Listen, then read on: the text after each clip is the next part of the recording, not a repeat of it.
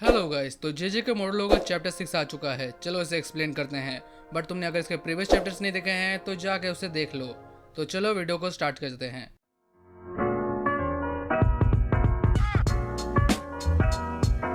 तो last chapter में हमने देखा था कि किस तरह इस बूढ़े आदमी ने यूका और सुजुकी को घायल कर दिया, जहाँ पर यूका तो बेहोश हो गई, पर अचानक से आसपास की चीजें हवा में उड़ने लगी।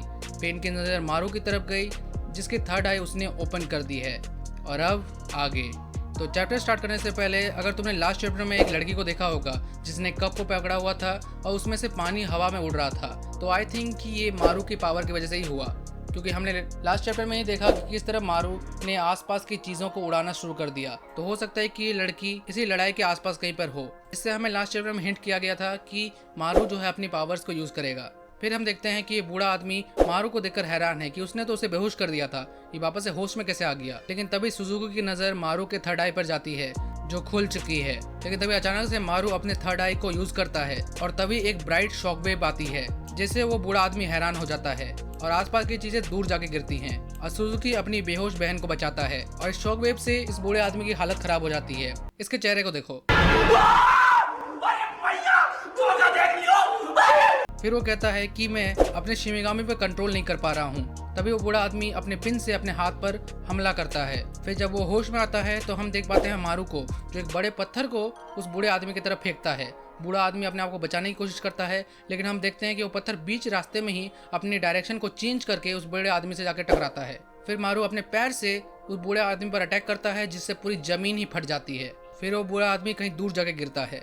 सुजुकी ये देखकर हैरान है कि मारू के पास क्या इतनी ज्यादा पावर थी जिसको उसने छुपा के रखा था। फिर हम देखते हैं वो बूढ़ा आदमी किसी स्कूल के बास्केटबॉल ग्राउंड में जाके गिरता है और फिर हम देखते हैं मारू बड़ी स्टाइल से वहां पर आता है, जिसे देखकर हमें पता चलता है कि मारू एक्चुअल में बेहोश है, पर उसके थर्ड आई की वजह से वो खड़ा होकर उस पर अटैक कर पा रहा है। फिर हम किसी को देख पाते हैं जो इनकी लड़ाई को देख रहा है और ये कोई नहीं बल्कि मारू का भाई क्रॉस है, जो कहता है कि मुझे लगा नहीं था कि मारू इतना जल्दी होश खो बैठेगा, पर चलो अच्छा है, ये बहुत ही अच्छी अपॉर्चुनिटी है, जैसे वो अर्थलिंग्स को और ज्यादा अच्छी तरह से जान पाएंगे। बेसिकली यहाँ पर इनकी बातचीत थोड़ी कंफर्म नहीं है, पर मेरे हिसाब से यहाँ पर क्रॉस देखना चाहता है कि क्या उनकी पावर्स इस तरह के ह्यूमंस को हरा सकती है, चाहे वो सॉर्सरर या फिर कर्स यूजर ही क्यों ना हो। और ये बहुत अच्छा मौका है टेस्ट करने का, क्योंकि आगे चलकर अगर कभी वॉर हुई तो इनके जीतने के चांसेस ज्यादा होंगे। फिर हमें डाबूरा नाम के किसी के बारे में बताया जाता है, पर कंफर्म नहीं है ये कौन है। शायद ये हो सकता है इन्हीं का लीडर हो, जिसको हमने फर्स्ट चैप्टर में और सेकंड चैप्टर में देखा था, जिसकी पावर लेवल जो है सुकुना के लेवल की है, जैसा ये बोल रहे हैं। फिर हम वापस से लड़ाई में आते हैं, जहाँ पर मारू के आसपास की जो बॉल्स हैं, बास्केटबॉल्स हैं, वो हवा में उड़ने लगती हैं। ये बूढ़ा आदमी सोचता है कि इसकी पावर्स क्या है, क्या ये एंटी ग्रेविटी है। तब वो सोचता है कि शायद नहीं, क्योंकि हर एक चीज इधर उधर मूव कर रही है और शायद ये उसे कंट्रोल भी नहीं कर रहा। फिर हमारी नजर एक घड़ी पर जाती है जो बहुत तेजी से घूम रही है। फिर अचानक से वहाँ पर एक गाना बजता है और काउंटडाउन स्टार्ट होता है। फिर ये दोनों आपस में लड़ने के लिए रेडी हो जाते हैं। फिर जैसे ही काउंटडाउन खत्म होता है, ये दोनों एक दूसरे के ऊपर चार्ज करते हैं। मारू उस पर एक किक मारता है, पर वो बूढ़ा आदमी उसे बच करके और उसको अपनी सुई से अटैक करने के लिए आगे बढ़ता है। लेकिन तभी अचानक से मारू उसके पेट पर अटैक करता है, पर वो बूढ़ा आदमी फिर से उस पर चार्ज करता है। लेकिन उसके अटैक करने से पहले ही आसपास के बास्केटबॉल्स उसका ध्यान बटा देते हैं। फिर हम देखते हैं कि वो बास्केटबॉल बम की तरह फूटने लगते हैं, जिससे ये बूढ़ा आदमी कंफ्यूज हो जाता है। फिर अचानक से हम मारू को देखते हैं जो उस बूढ़े आदमी के पीछे आकर उसके ऊपर कई सारे पंचेस लैंड करता है और ये देखने में साइतामा के कंजर्वेटिव पंचेस की तरह लग रहा है, जिससे ये बूढ़ा आदमी दीवार तोड़कर एक पूल में जाकर गिरता है, जिसे देखकर लग रहा है कि आई थिंक ये कोई स्कूल नहीं बल्कि कोई स्पोर्ट्स एरिया है। फिर वो बूढ़ा आदमी पानी में डूबने लगता है और हम मारू को देखते हैं जो पूरी तरह से यहाँ ऑरा फ्लेक्स कर रहा है। फिर उस बूढ़े आदमी को महसूस होता है कि पानी गर्म कैसे हो रहा है। फिर अचानक से पानी में ब्लास्ट होता है। फिर वो पानी के साथ वो बूढ़ा आदमी ऊपर की ओर उछलता है। तभी अचानक से मारू अपने हाथ का इशारा करके उस पानी को बर्फ में चेंज कर देता है। भाई इसके पास क्या क्या पावर्स हैं? ग्रेविटी मैनिपुलेशन, साइकिक वेव्स और अब टेम्परेचर कंट्रोल। ऊपर से इसकी फिजिकल स्ट्रेंथ भी बहुत ज्यादा है। लेकिन हम देख पाते हैं कि बर्फ बनने से वो बूढ़ा आदमी वहां से मूव नहीं कर सकता, पर वो अभी भी जिंदा है और मारू अपना लास्ट अटैक लॉन्च करने वाला होता है। लेकिन तभी अचानक से वहां पर सुजुकी आ जाता है और उसके अटैक को रोक देता है। सुजुकी मारू को रुकने के लिए कहता है और बोलता है कि बस बहुत हो गया, मारू अब रुक जाओ। फिर हम फिर से क्रॉस को देख पाते हैं, जहाँ पर वो कहता है कि सुजुकी बहुत घायल है और इस हालत में वो मारू का सामना नहीं कर पाएगा। क्रॉस कहता है कि अभी कोई फर्क नहीं पड़ता कि मारू को सुजुकी प्रोटेक्ट कर रहा था कि कुछ और।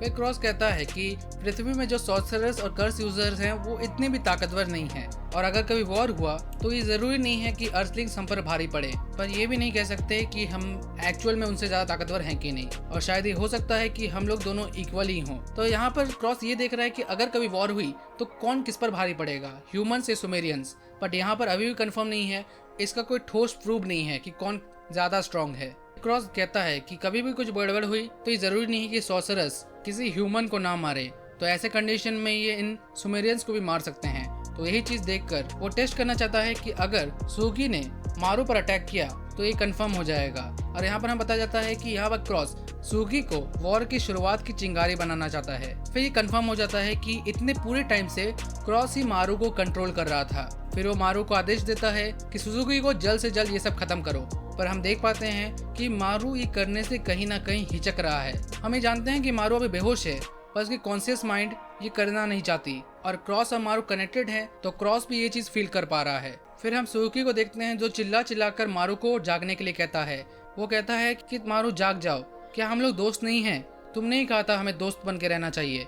क्रॉस ये सब बात सब में ध्यान नहीं दे रहा, लेकिन अचानक से मारू जो सुजुकी की बात को सुनकर जाग जाता है, और इस टाइम में मारू और क्रॉस कनेक्टेड थे तो कहीं ना कहीं क्रॉस भी उस फीलिंग को फील कर पाता है, यानी वो दोस्ती वाली फीलिंग को, जो चीज उसको समझ नहीं आती कि अचानक क्या हुआ। फिर अचानक से क्रॉस वहाँ टेलीपोर्ट करता है और फिर वो मारू की तरफ अपना हाथ बढ़ाकर उसे शांत करता है। फिर हम देख पाते हैं कि सुजुकी भी बेहोश हो जाता है और मारू भी वहाँ बेहोश हो जाता है। फिर वो सुजुकी की तरफ देखकर सोचता है कि उसे क्या महसूस हुआ था, आखिर वो चीज़ क्या थी। बेसिकली मारू जो है वो सुजुकी को नहीं मारना चाहता था, क्योंकि वो सुजुकी को अपना अब दोस्त समझता है। और इस चीज़ को जब क्रॉस ने एक्सपीरियंस किया तो ये चीज़ क्रॉस को समझ नहीं आई कि ये क्या था। शायद इनको पता नहीं कि इसे भाईचारा कहते हैं। तो यहाँ पर ये चैप्टर खत्म हो जाता है। तो ये थी वीडियो। अगर तुम्हें वीडियो देखने में मजा आया है तो इस वीडियो को लाइक करो, चैनल को सब्सक्राइब करो। मैं इस तरह के वीडियो बनाते रहता हूँ। मैं मिलता हूँ तुम्हें किसी अगली वीडियो में, तब तक के लिए बाय।